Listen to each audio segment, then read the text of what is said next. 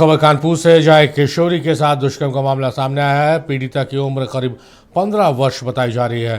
पीड़िता का आरोप है कि एक युवक ने शादी का झांसा देकर बहला फुसलाकर अपने घर ले गया, जहां उसके साथ जबरन शारीरिक शोषण किया गया। पीड़िता ने आरोपी के भाई पर भी दुष्कर्म का आरोप लगाया और परिवार के अन्य सदस्यों पर छेड़छाड़, गाली गलौज और मारपीट का आरोप लगाया है।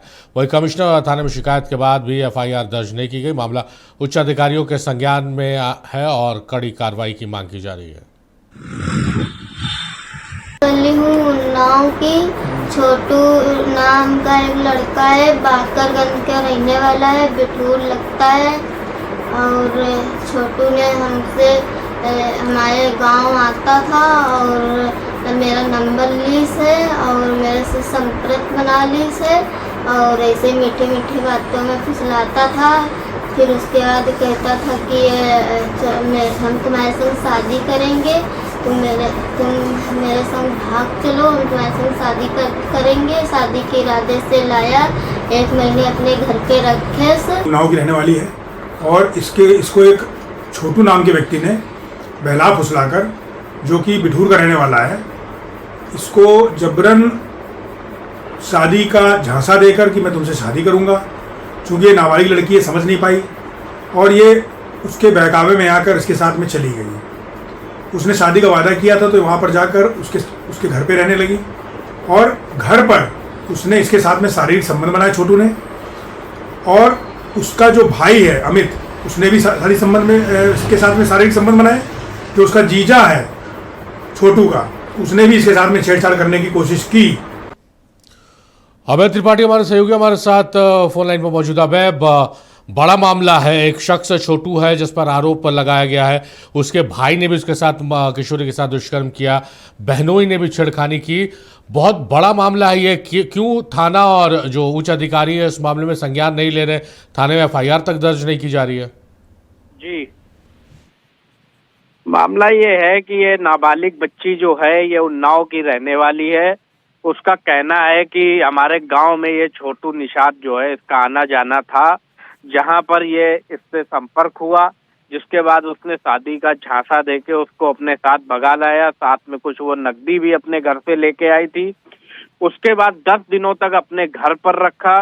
घर पे रखने के बाद में खुद तो उसके साथ संबंध बनाता ही रहा, बाद में इसने दबाव बना के अपने भाई से भी संबंध बनवाए, जिसके बाद उसका जीजा भी जो है उसको लगातार प्रताड़ित करने लगा। जिसके बाद में ये बच्ची जो है अपनी आप बीती लेकर थाना बिठूर पहुंची, वहां पर अपनी शिकायत की, लेकिन कोई भी सुनवाई नहीं हुई।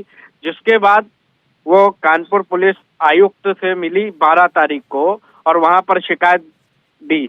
जिसके बाद पुलिस आयुक्त महोदय ने आदेश किया थाने में कार्रवाई करने का, लेकिन बच्ची का आरोप है कि थाने पर उस छोटू निषाद को लाया गया और वहां से छोड़ दिया गया। जिसके बाद ये कल फिर 15 तारीख को ये पुलिस कमिश्नर से मिली और अपनी शिकायत दर्ज की है, लेकिन पीड़ित के अधिवक्ता के अनुसार अभी तक की कोई भी एफआईआर दर्ज नहीं की गई है।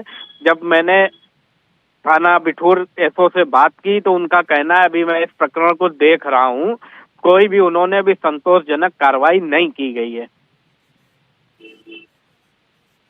नाबालिग लड़की है, दुष्कर्म हुआ है, सामूहिक दुष्कर्म उसके साथ हुआ है, क्यों पुलिस इस मामले में इतनी उदासीन है?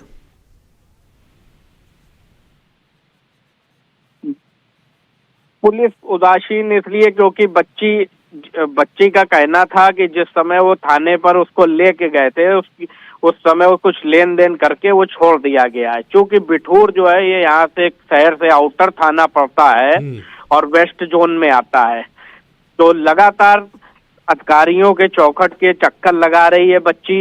और दुर्भाग्य उसका ये है कि उसके माँ बाप भी उससे पल्ला झाड़ चुके हैं। माँ बाप भी कह रहे हैं कि आप भाग गई हो और अब हम नहीं रखेंगे अपने साथ में। तो वो बच्ची किसी तरीके से अपने इंसाफ की लड़ाई खुद लड़ रही है। चलिए, उसकी इंसाफ की लड़ाई में आप अपनी भागीदारी भी दीजिए। अभय, नक्षत्र न्यूज़ ऐसे तमाम लोगों के साथ हमेशा खड़ा रहता है और आप सवाल पूछते रहिए आला अधिकारियों से कि आखिर इस मामले में कार्रवाई क्यों नहीं की जा रही है। जवाब जरूर मिलेगा। फिलहाल आपका बेहद शुक्रिया अभय, तमाम बातचीत, तमाम जानकारियों के लिए।